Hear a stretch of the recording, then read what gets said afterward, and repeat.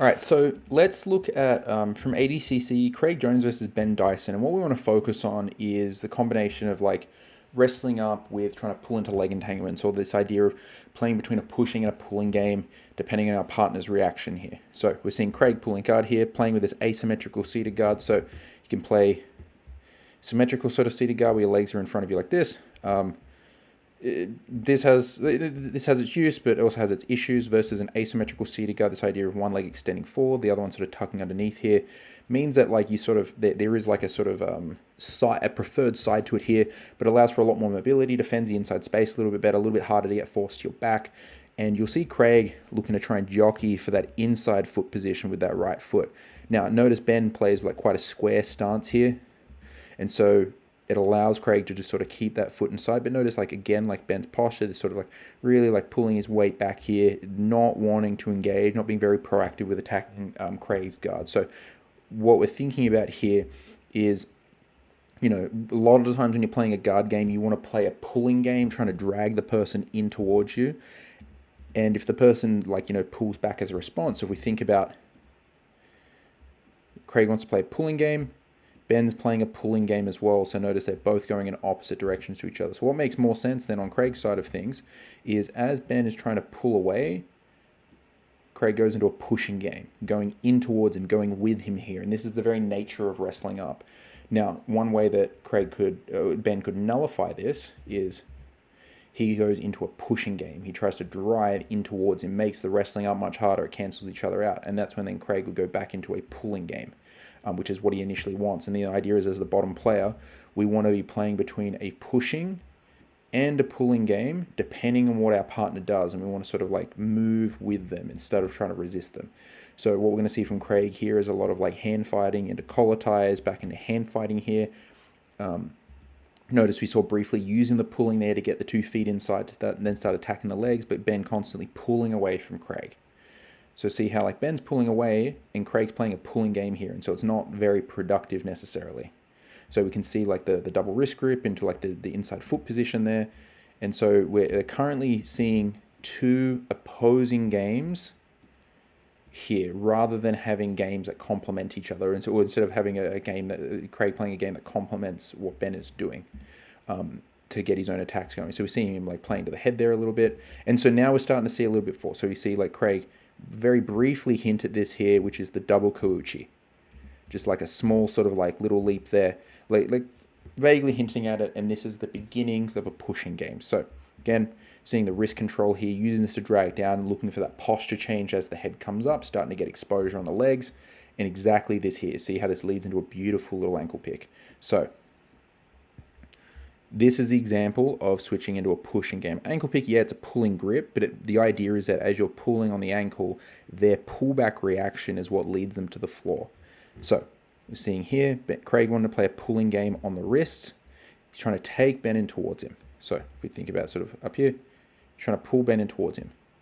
Ben is pulling backwards and away from Craig. So Craig is going to switch to a pushing game, something that complements what Ben is doing here. Where, see how he's trying to initially drag, pulling Ben forward, see how Ben's weight is going to shift backwards here. And now this beautiful little ankle pick to start putting Ben to the floor. And see how now Craig is giving chase. They're both going in the same direction. Super quickly, if you're enjoying the video, like and subscribe. So you're sort of seeing, well, actually, you're sort of seeing 2 things going on there. One, we're talking about like the emphasis on pushing and pulling, but we're also looking at like a change in posture as well, where as you're attacking the upper body and they deny the upper body, we start attacking the lower body.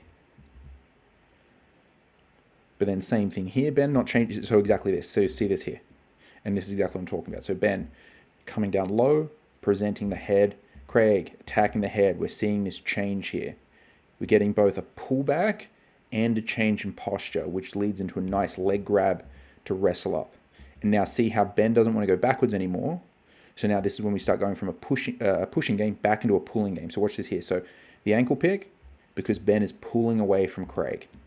But notice Ben doesn't start trying to pull away anymore. And then now makes it easier for Craig to drag him back in. And this is where we're starting to see that alternation between pushing and pulling, going from one to the other, back to the other again.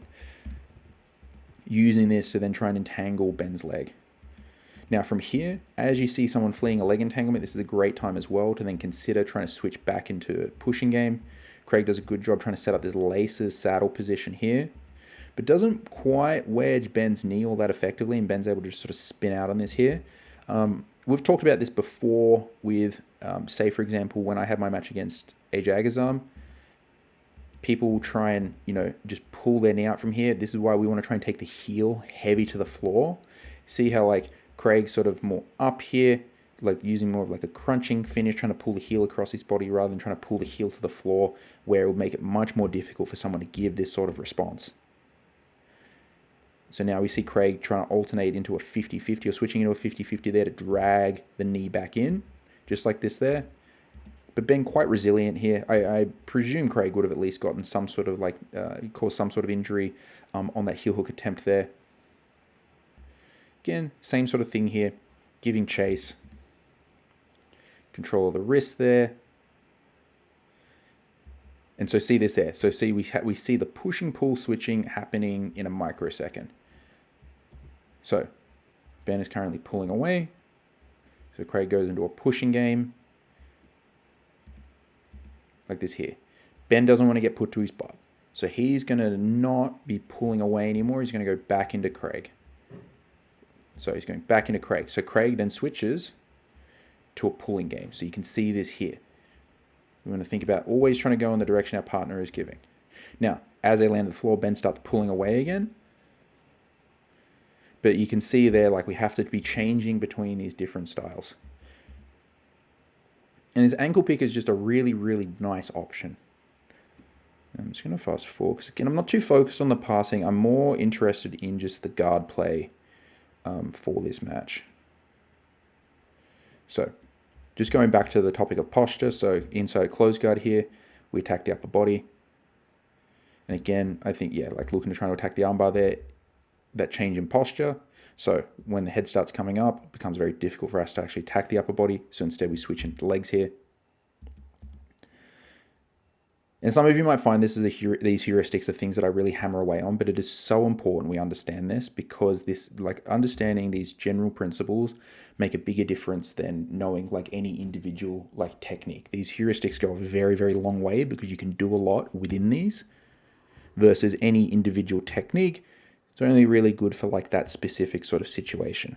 Unless, of course, like you can then modify and adapt it to like another. But generally speaking, you can't do as much with individual techniques. So again, we're seeing the wrist control here. Into the ankle pick, beautiful. See this here. So then Ben doesn't want to go down. Has to put his weight back into Craig here, allowing the leg entries again. So let's take this back, because his ankle pick is really nice. So again, Ben playing a negative game, pulling away from Craig. See this here, Craig attacking the hands, getting that pullback reaction to switch into the ankle pick here. Ben doesn't want to go over. Notice he posts because he wants to try and put his weight back in, stabilize himself.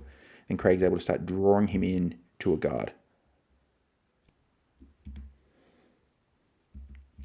And so we see that there, same thing again. So collar tie here, trying to shift the weight over that leg. Reaching for the leg here, Ben shifts his weight back in because he doesn't want to get taken over. And so Craig's able to start drawing him back in to his guard.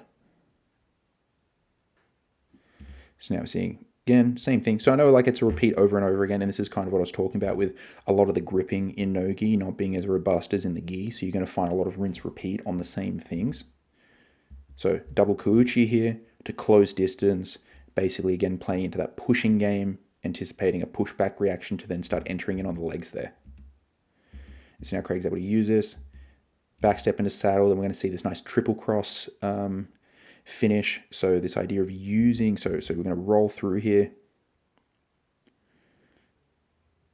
Get a good angle of it in a second, something I've taught before. I might not have a video on this. I'll add that to the list to record actually, because that would be good to show what Craig does here, because this is just another way of attacking from saddle, double trouble. So he's using his other leg here to pin Ben's right leg. So he throws, yes, it's across the body here. Oh, actually, sorry, I derived it from this, is like, yeah, throwing that leg across to pin this leg here so Ben can't retract his leg and hide his heel. And then Craig's able to get the heel hook finish. If you're enjoying the content, check out Atomic Dojo, where you get access to online jiu-jitsu coaching. It's over 1,000 videos, you can ask questions and even get feedback on your rolling. Link down below.